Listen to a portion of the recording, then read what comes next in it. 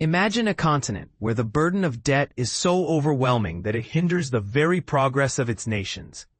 This is the stark reality facing Africa today, and the International Trade Union Confederation Africa, ITUC-Africa, is sounding the alarm, urging the world to take action.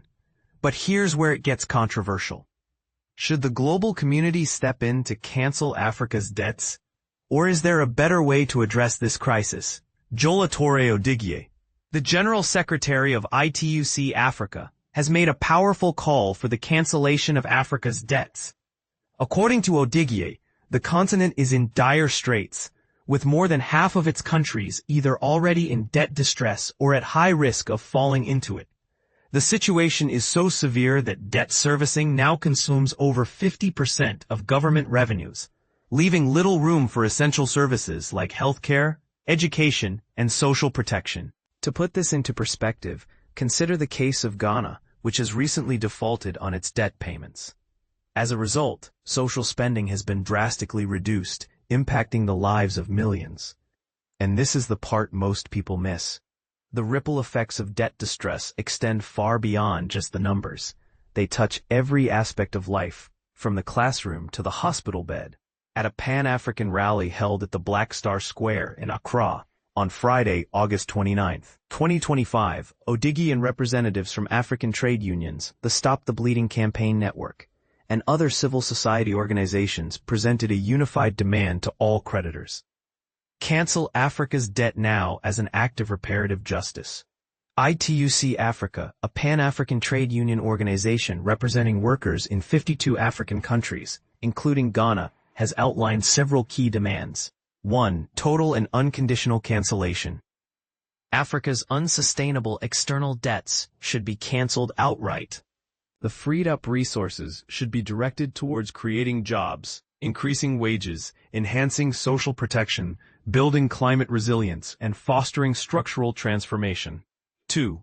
A new UN framework. A standalone United Nations sovereign debt workout framework should replace the ineffective G20 common framework. This new framework must include strict timelines, automatic standstills, mandatory participation of private creditors, and a neutral tribunal to oversee the process. 3. An African Doctrine on debt. This doctrine would exempt spending on climate, resilience, and security from debt sustainability tests. It would also adjust the thresholds to account for economic growth and demographic changes, ensuring automatic standstills during economic shocks. 4. Financial safety net by 2027. Establish an African credit rating agency to counteract creditor bias and provide a more accurate assessment of creditworthiness. 5. Transparency and accountability. All loan agreements should be published, and quarterly reports on debt versus social spending should be released. Parliament must approve all borrowing, and independent union and civil society audits should be conducted. Strong parliamentary oversight is crucial. 6. Curbing predatory practices. Vulture funds should be outlawed, and all creditors, whether bilateral, multilateral, or private, should be compelled to offer comparable terms in debt restructuring. 7. Fair domestic resource mobilization.